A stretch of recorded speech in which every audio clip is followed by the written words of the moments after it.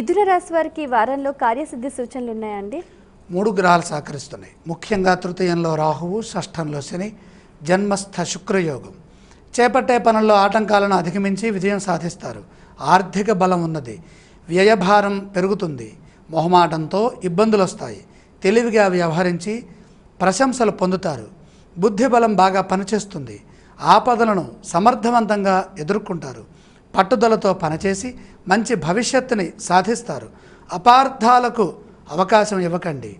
వ్యాపారపరంగా శ్రద్ధ పెంచాలి. ప్రయాణ లాభం సూచితం. ఈ రాశి వారు పఠించవలసిన స్తోత్రాలు ఇవ్వండి.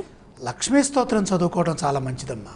ఆలయ సందర్శన క్రమంలో ఏ దేవీ దేవతలను దర్శించాలంటారు? ధర్మ నిలయ అయినటువంటి మహాలక్ష్మి సందర్శనం సర్వోత్తమం. ఈ రాశి వారు చేయవలసిన దానాలు ఇవ్వండి. తృతీయ స్థానంలో ఉన్నటువంటి గురుదోషం కనపడుతోంది.